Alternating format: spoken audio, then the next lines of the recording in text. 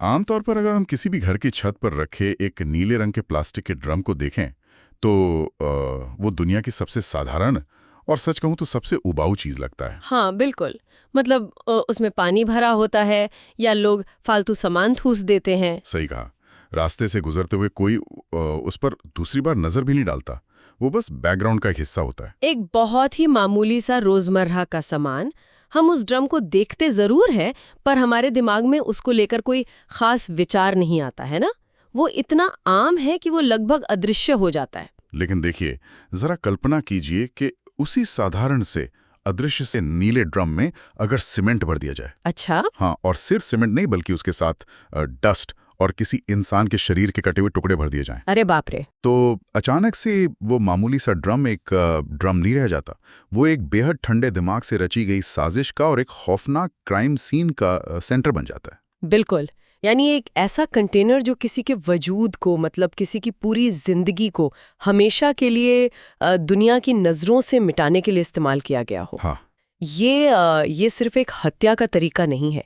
ये कातिल की उस मानसिकता को दर्शाता है जहां वो अपराध करने के बाद उसे एक सीमेंट के कब्र में दफन करके पूरी तरह से आश्वस्त हो जाना चाहता है। वही तो। और यही वो खौफनाक सच्चाई है जिसने पिछले कुछ समय से पूरे देश की सामूहिक चेतना को कंप्लीटली झकझोर कर रख दिया है। सही बात है। आज हम बात कर रहे हैं मेरठ के उस बहुचर्चित नीले ड्रम कांड की। हाँ, सौरभ राजपूत वाला केस। बिल्कुल। मर्चेंट नेवी के पूर्व अधिकारी सौरभ राजपूत की हत्या जिसे अंजाम दिया उनकी ही पत्नी मुस्कान और उसके प्रेमी साहिल शुक्ला ने। जी। आज की इस विस्तारित चर्चा में अलग अलग प्रमुख न्यूज़ रिपोर्ट्स जैसे इंडिया टुडे, हिंदुस्तान टाइम्स और कुछ कानूनी जर्नल्स जैसे आशाएं जुडिशरी और लॉ सेक्शन के पन्नों से गुजरते हुए हम सिर्फ इस जुर्म की कहानी नहीं खंगालेंगे तो हम कानूनी पहलुओं पर भी जाएंगे। हाँ, हम उस जांच प्रक्रिया की तह तक जाएंगे और समझेंगे कि कानून की मशीनरी इस तरह के निर्मम अपराधों को आखिर कैसे तोलती है। देखिए, इस पूरे मामले में जो चीज सबसे ज्यादा ध्यान खींचती है ना, वो सिर्फ अपराध नहीं है बल्कि उसके बाद की गई पर्दापोशी है। बिल्कुल। हम उन जटिल कानूनी सिद्धांतों को डिकोड करेंगे, जैसे कि कॉमन इंटेंशन यानी साझा इरादा क्या होता है, या फिर सबूत मिटाने के असली मायने क्या हैं। और वो रेयरेस्ट ऑफ रेयर वाला एंगल भी है ना। हाँ वही। जब बात फांसी की आती है तो अदालतें रेयरेस्ट ऑफ रेयर यानी दुर्लभ से दुर्लभ मामले का फैसला आखिर करती कैसे हैं, हम वो भी समझेंगे। फिर घटनाक्रम से शुरू करते हैं। इंडिया टुडे की जो ग्राउंड रिपोर्ट आई है ना, उसमें एक एक डिटेल रोंगटे खड़े करने वाली है। जी, मैंने भी पढ़ा था वो। सौरभ राजपूत 24 फरवरी 2025 को विदेश से मीरठ वापस आते हैं। मुस्कान के साथ उनके रिश्ते कोई रातों रात तो खराब हुए नहीं थे, है ना। नहीं, तनाव पहले से ही था उनके बीच। हाँ, 2021 में तो तलाक की अर्जी भी दी जा चुकी थी, लेकिन अपनी छोटी बेटी के भविष्य का सोचकर उन्होंने वो केस वापस ले लिया था। और वही फैसला शायद उन पर भारी पड़ गया। बिल्कुल। परिवार को बचाने की ये कोशिश ही उनके लिए मौत का फरमान बन गई। फिर 3 मार्च 2025 की उस रात ने सब कुछ बदल दिया। सौरभ की हत्या किसी क्षणिक गुस्से में या अचानक नहीं की गई थी। मतलब प्री प्लान था सब। पूरी तरह से।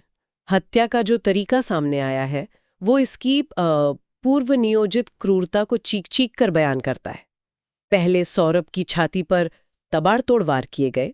अरे बाप रे। और जब ये सुनिश्चित हो गया कि उनकी जान जा चुकी है, उसके बाद कातिलों ने उसके सर और हाथों को धड़ से अलग कर दिया। लेकिन शरीर के टुकड़े करने की क्या जरूरत थी? मतलब एक इंसान को मार दिया तो मार दिया। देखिए, शरीर के टुकड़े करना सिर्फ क्रूरता नहीं होती है। ये पहचान मिटाने और लाश को आसानी से ठिकाने लगाने की एक सोची समझी स्ट्रैटेजी होती है। अच्छा। हाँ, बदबू को छुपाने के लिए उन्होंने एक नीले प्लास्टिक के ड्रम का इस्तेमाल किया।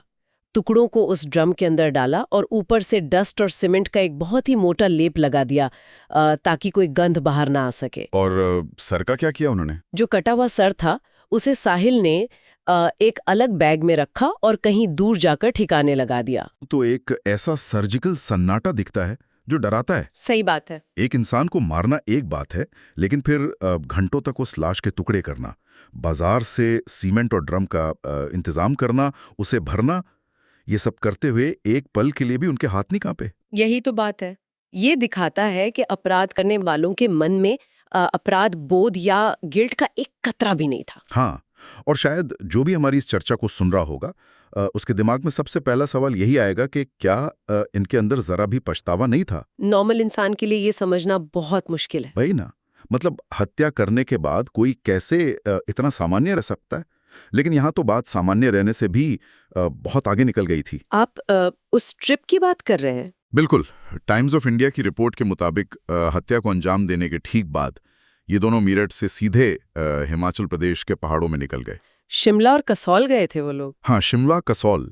और सबसे चौंकाने वाली बात देखिए, 11 मार्च को यानी सौरभ के खून से सने ड्रम को सील करने के महज कुछ दिन बाद ही मुस्कान मनाली के एक होटल में साहिल का जन्मदिन मना रही थी।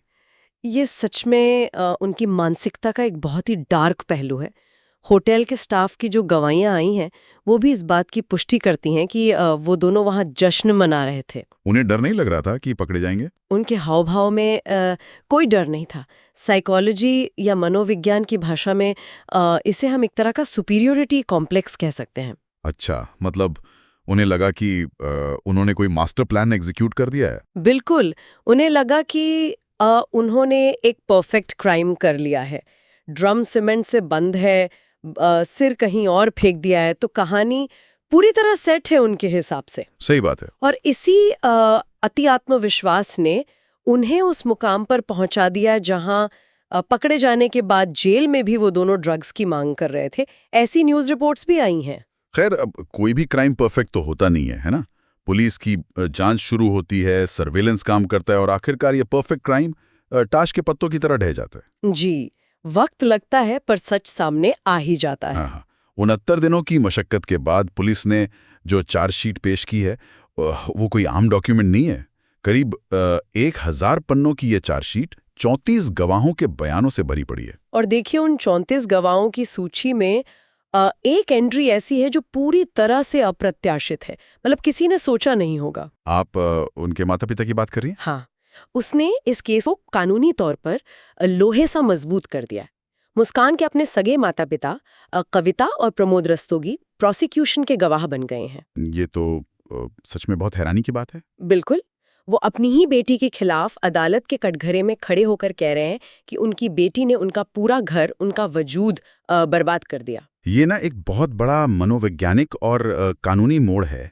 खून के रिश्तों का इस तरह टूटना ही ये साबित करता है कि साजिश कितनी घिनौनी थी। सही बात है। अब चलिए इस पूरी टेक्निकल चीज को थोड़ा आसान भाषा में समझते हैं। हाँ, बताइए।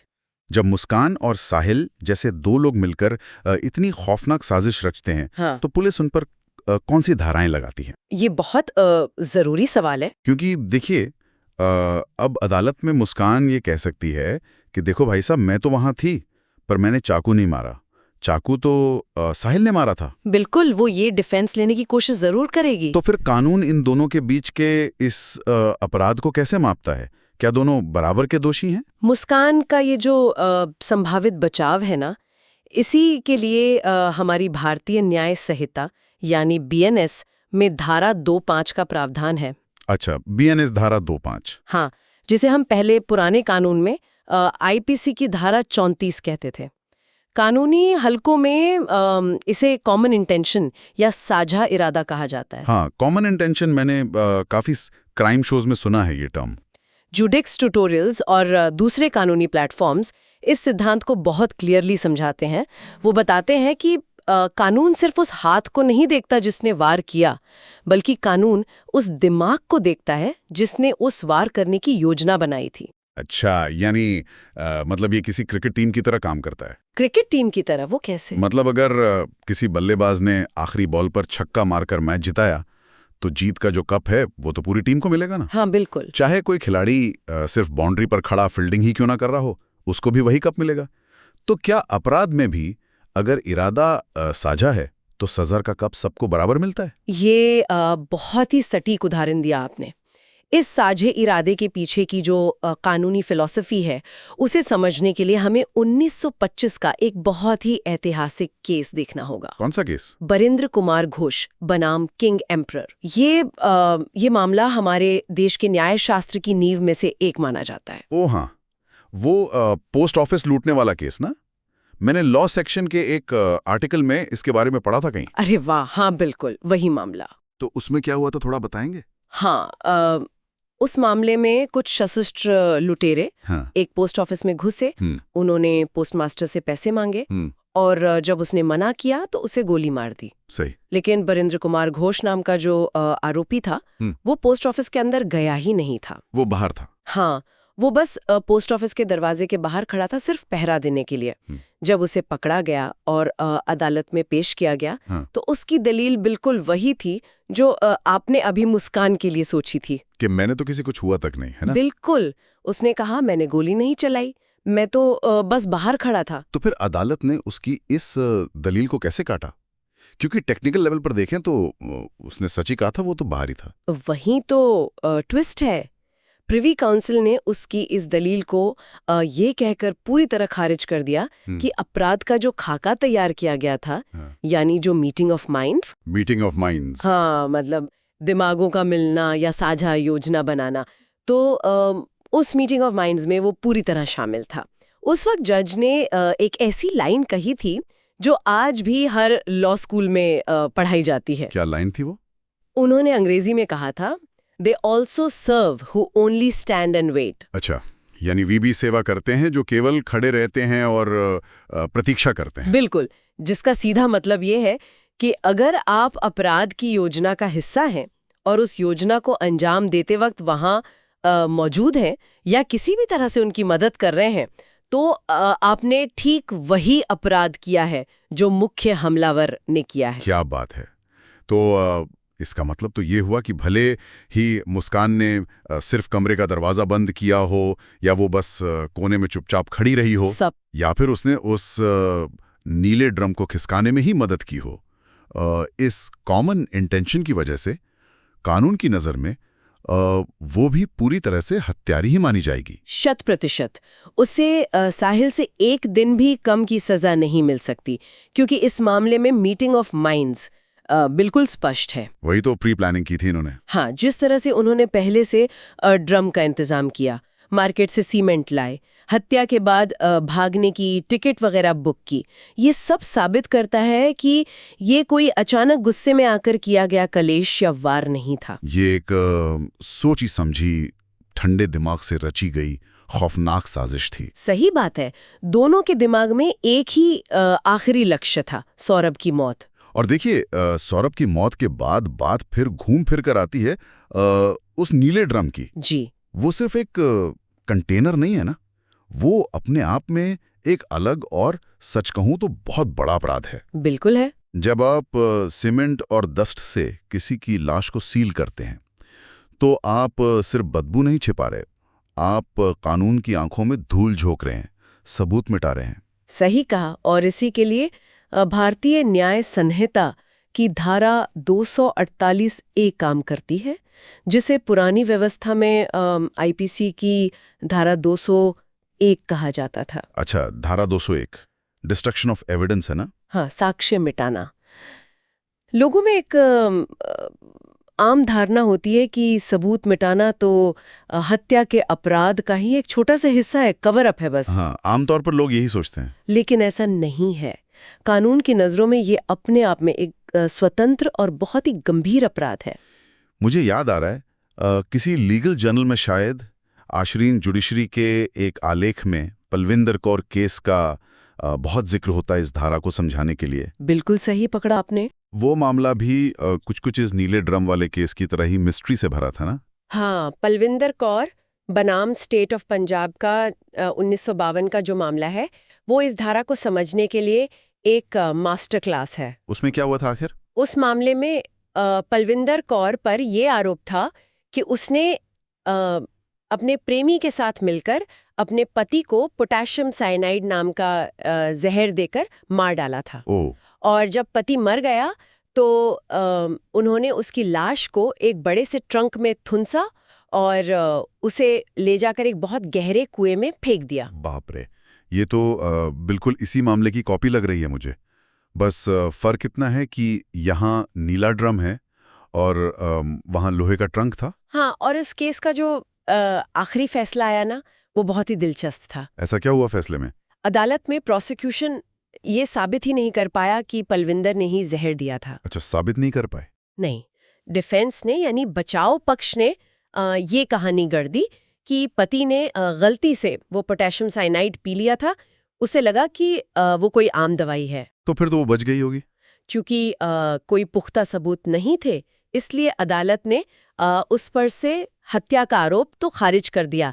लेकिन लाश को ट्रंक में डालकर कुएं में फेंकने का जो सच था, वो तो अपनी जगह ज्यों का त्यों था ना। बस यही बात जज साहब ने पकड़ी। अदालत ने कड़े शब्दों में कहा कि भले ही हम हत्या साबित नहीं कर पा रहे हैं, लेकिन अगर आपके मुताबिक मौत प्राकृतिक थी या एक्सीडेंट थी, हाँ, तो उस लाश को ट्रंक में क्यों फेंका? वही तो, कुएं में क्यों फेंका गया?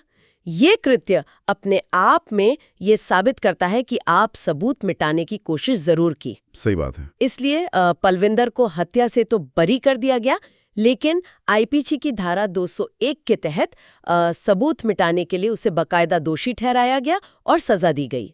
वाह, कानून वाकई बहुत बारीक चीज है। जी बिल्कुल। और जब कॉमन इंटेंशन और सबूत मिटाने का ये जो भारी भरकम कानूनी फंदा है, जब ये मुस्कान और साहिल के गले में पड़ा, तो इसका सबसे खौफनाक नज़ारा हमें पुलिस की फाइलों में या कानून की किताबों में नहीं दिखा। तो कहाँ दिखा? वो दिखा अप्रैल 2025, माफ कीजिए, अप्रैल 2026 में मेरठ की अदालत के अंदर। हाँ, वो करंट हियरिंग्स की बात कर रहे हैं आप। बिल्कुल। जब हम इन कानूनी धाराओं की इतनी टेक्निकल और शुष्क दुनिया से निकलकर सीधे अदालत के कमरों में झांकते हैं ना, तो वहाँ हमें एक ऐसी रूह कपा देने वाली मानवीय त्रासदी दिखाई देती है जो किसी को भी हिला दे। सही कह रहे हैं आप। 21 अप्रैल 2026 की जो सुनवाई थी, वो इस केस का एक बहुत ही महत्वपूर्ण पड़ाव थी। उस दिन एग्जैक्टली क्या हुआ था अदालत में? उस दिन भारतीय नागरिक सुरक्षा संहिता यानी बीएनएस की धारा 313 के तहत जज साहब ने दोनों आरोपियों से करीब 32 सवाल पूछे। 32 सवाल? हाँ, ये कानूनी प्रक्रिया का वो चरण होता है जहां अदालत आरोपियों के सामने वो सारे सबूत रखती है जो पुलिस ने उनके खिलाफ अब तक जुटाए हैं, और उनसे उनका सीधा जवाब मांगती है। अच्छा, मतलब क्रॉस चेक होता है। एक तरह से आप कह सकते हैं कि आरोपी और उसके किए गए अपराध का बिल्कुल आमना सामना होता है। अदालत पूछती है कि इन सबूतों पर आपका क्या कहना है। लेकिन देखिए, कोर्ट रूम के अंदर चल रही इस कड़क कानूनी प्रक्रिया से कहीं ज्यादा दर्दनाक जो था ना, वो बाहर का दृश्य था। आप सौरभ की माँ की बात कर रहे हैं? हाँ, रेणु देवी। अदालत परिसर में वो जिस तरह फूट फूट कर रो रही थीं और अपनी भड़ास निकाल रही थीं, वो किसी का भी कलेजा चीरने के लिए काफी था। उनका दर्द समझा जा सकता है। पत्रिका और कई दूसरे अखबारों में उनकी एक ऐसी लाइन छपी है जो पढ़कर बस सीने में उतर जाती है। क्या कहा था उन्होंने? उन्होंने चिल्लाते हुए कहा कि वो हर महीने 50,000 रुपए देता था, फिर भी मेरे बेटे को खा गई। ये सुनकर सच में शब्द नहीं बचते। उस माँ का जो संताप है ना, वो सिर्फ एक बेटे को खोने का नहीं है। तो और क्या है? वो विश्वासघात का दर्द है, धोखे का दर्द। उन्होंने बाहर मीडिया को बताया भी था कि मुस्कान के अपने सगे माता पिता ने उसके खराब व्यवहार के कारण उसे घर से निकाल दिया था। हाँ, जिन्होंने अब गवार के रूप में बयान भी दिया है। बिल्कुल। लेकिन सौरभ के परिवार ने उसे शरण दी, उसे अपनी सगी बेटी मानकर घर में रखा, और उसने क्या सिला दिया? उसी बेटी ने उनके जवान बेटे को इतनी बेरहमी से मौत के घाट उतार दिया। सोचकर ही अजीब सी सेहरन होती है। लेकिन इसी अदालत के दृश्य में ना एक और एंगल है, एक ऐसा दूसरा पहलू जो इस पूरे मामले को एक ऐसी मानवीय जटिलता में फंसा देता है जिसे कानून के लिए भी सुलझाना शायद बहुत मुश्किल होगा। हाँ, आपका इशारा उस छोटी बच्ची की तरफ है ना? बिल्कुल। जब मुस्कान कोर्ट में कटघरे में खड़ी होती है, तो उसकी गोद में एक छोटी सी बच्ची होती है। उसका नाम राधा है। हाँ, वो दृश्य बहुत डिस्टर्बिंग है अपने आप में। उस बच्ची का जन्म नॉर्मल हॉस्पिटल में नहीं, बल्कि जेल की सलाखों के पीछे ही हुआ है। क्योंकि हत्या के वक्त वो प्रेग्नेंट थी। सही कहा। जब 3 मार्च की रात को सौरभ की हत्या की गई थी, उस वक्त मुस्कान साहिल के बच्चे के साथ गर्भवती थी, और कानून जो है वो एक निश्चित उम्र तक बच्चे को अपनी माँ के साथ रहने की इजाज़त तो देता ही है। हाँ, कानूनी मजबूरी है। इसीलिए वो इनोसेंट सी बच्ची अब जेल में पल रही है और पेशी के वक्त अपनी माँ की गोद में अदालत आती है। सोचिए ज़रा इस दृश्य को। एक अदालत और दो माताएं हैं वहाँ। एक तरफ सौरभ की माँ है जो अपने बेटे की बेरहमी से हुई हत्या पर लगातार इंसाफ की गुहार लगा रही है, जिसका पूरा परिवार एक तरह से बिखर गया है। और दूसरी तरफ एक और माँ है जो उसी कत्ल के आरोप में कटघरे में खड़ी है और जिसकी गोद में एक ऐसी बेगुनाह बच्ची है जिसने अपनी आंखें ही एक कातिल के साए में खोली हैं। ये मानवीय त्रासदी का सबसे चरम बिंदु है। और यहीं से सौरभ के परिवार की वो मांग जन्म लेती है जो अब देश भर में गूंज रही है कि इन दोनों को फांसी होनी चाहिए। जब समाज में इस लेवल का आक्रोश होता है, जब अपराध का तरीका इतना ज़्यादा जघन्य होता है, तो फांसी की मांग उठना बहुत स्वाभाविक सी बात है। हाँ, लोगों का गुस्सा तो फूटेगा ही। लेकिन हमारी जो भारतीय न्याय प्रणाली है, वहाँ फांसी की सज़ा ऐसी आसानी से नहीं दे दी जाती। अच्छा। इसके लिए रेयरेस्ट ऑफ रेयर यानी दुर्लभ से दुर्लभ मामले का एक बहुत ही कड़ा कानूनी सिद्धांत लागू होता है। देखिए, यहाँ पर आकर बात सच में बहुत दिलचस्प हो जाती है। अगर हम सुप्रीम कोर्ट के बचन सिंह केस की बात करें, जहाँ ये कहा गया था कि फांसी एक अपवाद है, एक्सेप्शन है। हाँ, बिल्कुल। तो इसका क्या मतलब है? क्या जज सिर्फ ये देखते हैं कि खून कितनी बेरहमी से किया गया? नहीं, सिर्फ उतना नहीं होता। क्योंकि देखिए, अगर हम इस केस को देखें, सौरभ के शरीर के टुकड़े करना, उसे नीले ड्रम में डालकर सीमेंट से पूरी तरह भरना और फिर मनाली जाकर बर्थडे पार्टी करना, ये सब देखकर तो ये सीधे सीधे फांसी का मामला लगता है ना? देखिए, यहीं पर आकर अक्सर आम लोग और मीडिया भी गलती कर बैठते हैं। लॉ ब्रिगेड पब्लिशर्स के भी इस पर काफ़ी डिटेल्ड आर्टिकल्स हैं। जज सिर्फ और सिर्फ अपराध की क्रूरता को बेस नहीं बनाते। तो फिर वो क्या देखते हैं? 1980 का जो बचन सिंह बनाम स्टेट ऑफ पंजाब का ऐतिहासिक फैसला है, उसने एक पूरी कानूनी रूपरेखा तैयार की थी इस पर। क्या था उसमें? उसमें क्लियरली कहा गया था कि उम्र कैद एक नियम है और फांसी बस एक अपवाद है। यानी life imprisonment is the rule, death penalty is the exception. हर हत्या के लिए आप किसी को फांसी पर नहीं लटका सकते। अच्छा। और उसके बाद माखी सिंह के मामले में आकर सुप्रीम कोर्ट ने इसको और क्लियर किया। उन्होंने कहा कि अब जजों को एक बैलेंस शीट बनानी पड़ेगी, बिल्कुल एक तराजू की तरह, जिसमें दो पर्दे होंगे। तराजू मतलब एक पर्दे में जुर्म और दूसरे पर्दे में क्या? पछतावा। कुछ हद तक वैसा ही। देखिए, एक पल्ले में होते हैं एग्रीवेटिंग फैक्टर्स, यानी वो चीज़ें जो किसी अपराध को और ज़्यादा खौफनाक और संगीन बनाती हैं। जैसे इस केस में वो ड्रम और सीमेंट। बिल्कुल। और जो दूसरा पल्ला होता है उसमें आते हैं मिटिगेटिंग फैक्टर्स। मिटिगेटिंग फैक्टर्स मतलब? यानी वो चीज़ें जो सज़ा को थोड़ा कम करने का आधार बन सकती हैं, राहत देने वाले कारक। अदालत को इस तराजू पर यह तौलना होता है कि क्या एग्रीवेटिंग फैक्टर्स का पल्ला सच में इतना भारी है कि इन मिटिगेटिंग फैक्टर्स का वहाँ कोई वजन ही नहीं बचता। समझ गया। और क्या उम्र कैद की सज़ा इनके आगे पूरी तरह नाकाफी लगती है? जब उम्र कैद से काम नहीं चले, सिर्फ तभी फांसी दी जा सकती है। अगर हम इस तराजू पर आज के इस नीले ड्रम केस को रखें, तो एग्रीवेटिंग फैक्टर्स का पल्ला तो मुझे यहाँ पर बहुत भारी नजर आ रहा है। कैसे? शव के साथ की गई इतनी बुरी बर्बरता, टुकड़े करना, उसे ड्रम में डालकर सीमेंट से सील कर देना, ये सब सबूत मिटाने की एक बहुत ही प्रोफेशनल कोशिश थी। हाँ, पॉइंट्स तो काफी स्ट्रॉन्ग है ये। और सबसे बढ़कर हत्या के बाद उनका आचरण, कोई पछतावा नहीं, मनाली जाके जन्मदिन की पार्टी चल रही है। ये सब तो हमारे समाज की सामूहिक चेतना यानी कलेक्टिव कॉन्शियंस को झकझोर कर रख देने वाला जुर्म है ना। देखिए, आप बिल्कुल सही दिशा में सोच रहे हैं। प्रोसिक्यूशन कोर्ट में इन्हीं सब बातों पर जोर देगा कि ये मामला टोटली रेयरेस्ट ऑफ रेयर की श्रेणी में आता है। हाँ, देना भी चाहिए। लेकिन अब जरा हम अनमिटिगेटिंग फैक्टर्स यानी राहत देने वाले कारकों पर भी एक नज़र डालते हैं। उसमें इनको क्या राहत मिल सकती है? ते समय सिर्फ अपराध को नहीं देखना चाहिए, बल्कि उस अपराधी की बैकग्राउंड को भी देखा जाना चाहिए। अच्छा, अपराधी पर फोकस। हाँ, जैसे क्या अपराधी की उम्र बहुत कम है? क्या वो उस वक्त किसी गंभीर मानसिक दबाव या किसी बीमारी से गुजर रहा था?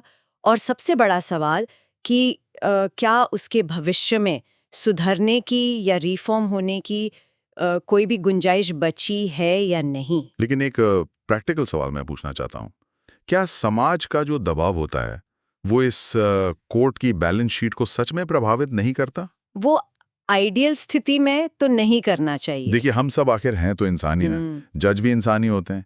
जब रोज अखबारों में इस नीले ड्रम कांड की इतनी नेगेटिव खबरें छप रही हों, जी, न्यूज़ चैनल्स पर लगातार बहस चल रही हो और कोर्ट के बाहर वो एक रोती बिलखती माँ अपने बेटे के लिए फांसी मांग रही हो, तो क्या ये जो बाहरी सामूहिक आक्रोश हैं, ये किसी जज की निष्पक्षता को थोड़ा बहुत प्रभावित नहीं कर सकता? आपका सवाल काफ़ी प्रैक्टिकल है। मेरा कहना है कि क्या ये तय करने में कि ये मामला रेयरेस्ट ऑफ रेयर है या नहीं, इसमें जन भावनाएं हावी हो सकती हैं क्या? देखिए, ये सवाल न्यायपालिका के भीतर भी खुद एक बहुत लंबी बहस का विषय रहा है हमेशा से। अच्छा, कोर्ट के अंदर भी? हाँ, लॉ ब्रिगेड पब्लिशर्स के ही एक रिसर्च जर्नल में प्रियादर्शिनी मैट्टू केस का उदाहरण देकर इसे बहुत अच्छे से समझाया गया है। खुद सुप्रीम कोर्ट के ही कई जजों ने समय समय पर ये माना है कि ये जो रेयरेस्ट ऑफ रेयर का सिद्धांत है ना, इसे लागू करने में कभी-कभी एक तरह की सब्जेक्टिविटी यानी व्यक्तिपरकता आ ही जाती है। मतलब अलग जज, अलग नजरिया। किसी दूसरे जज को उम्र कैद के लायक ही लगे। ये तो बड़ी अजीब सी उलझन है। लेकिन अगर हम सैद्धांतिक और संवैधानिक रूप से देखें तो अदालत को इन सभी जनभावनाओं, मीडिया ट्रायल और बाहरी आक्रोश से पूरी तरह ऊपर उठकर ही काम करना पड़ता है। उन्हें सिर्फ और सिर्फ साक्ष्यों और कानून के आधार पर ही ये आखिरी बैलेंस शीट तैयार करनी होती है। यानी सीधे शब्दों में अदालत को उस रोती हुई माँ के आंसुओं को थोड़ी देर के लिए किनारे रखकर ठंडे दिमाग से सिर्फ और सिर्फ सबूतों को तौलना होता है। सही बात है, यही कानून का डार्क रियलिटी है। अगर हम अपने इस पूरे विस्तारित विश्लेषण को आज समेटें, तो ये केस फोरेंसिक विज्ञान, गवाहों की अहमियत और हमारे कानूनी सिद्धांतों का एक बहुत ही बड़ा लिटमस टेस्ट साबित होने वाला है। इसमें कोई शक नहीं है। पुलिस के पास वो नीला ड्रम है जो भले ही बोल ना सके, पर एक बहुत बड़ा मूक गवाह है। मनाली के होटलों के बिल हैं, उस ट्रिप की फोटोज हैं और उन 34 गवाहों की एक लंबी सूची है, जिसमें सबसे बड़ा ट्विस्ट ये है कि खुद आरोपी लड़की के अपने सगे माता-पिता शामिल हैं। हाँ, वो टेस्टमनी बहुत क्रूशियल होगी। और इन सब के मिलने से वो जो कॉमन इंटेंशन यानी साझे इरादे का फंदा है ना, वो पूरी तरह से कसकर तैयार है। और अब इस केस का जो आखिरी फैसला है वो मेरिट की उस अदालत के हाथों में ही है। उसे ही तय करना है कि उन 1000 पन्नों की भारी भरकम चार्जशीट में जो खौफनाक सच दर्ज है ना, उसका आखिरी में अंजाम क्या होगा।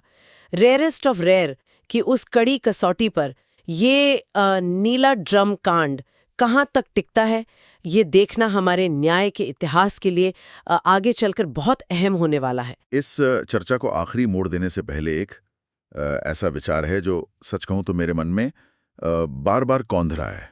एक ऐसा सवाल जो शायद हर उस इंसान को परेशान करेगा जो इस केस को, इसके पूरे मानवीय पहलुओं को डीपली समझेगा। कौन सा विचार, कैसी उलझन है? देखिए, हमने उस रेयरेस्ट ऑफ रेयर सिद्धांत की बैलेंस शीट की बहुत डिटेल में बात की आज। ठीक है। हमने देखा कि सजा तय करते समय जज उन मिटिगेटिंग फैक्टर्स को यानी राहत देने वाले कारकों को ध्यान से देखते हैं। हाँ, वो प्रोसीजर का हिस्सा है। अब जरा एक पल के लिए फिर से उस मासूम सी बच्ची राधा के बारे में सोचिए।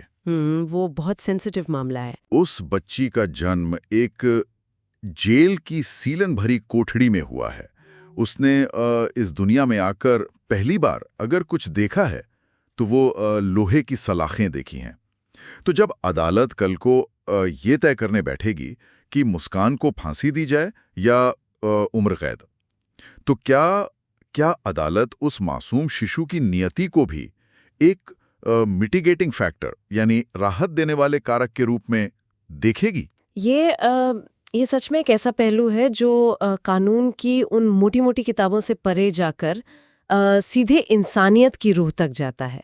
इसका जवाब किसी लॉ बुक में क्लियर कट नहीं है। वही ना, क्या एक इतने जघन्य, प्री प्लान्ड और इतने बारबारक कत्ल की सजा जब तय की जा रही हो, तब एक बिल्कुल निर्दोष बच्ची का भविष्य जो पूरी तरह से अभी अपनी उस मां पर ही निर्भर है, क्या वो न्याय के इस एकदम सख्त तराजू को थोड़ा सा भी झुका सकता है? ये बताना किसी के लिए भी अभी बहुत मुश्किल है। क्या वो साधारण सा दिखने वाला नीला ड्रम जिसके अंदर आखिर एक अपराध की सबसे घिनौनी और डरावनी साजिश दफन थी, क्या वो उस बच्ची की एक नई जिंदगी की दुहाई के सामने आकर थोड़ा सा हल्का पड़ जाएगा? देखिए, ये एक ऐसा सवाल है जिसका जवाब सच में आसान नहीं है।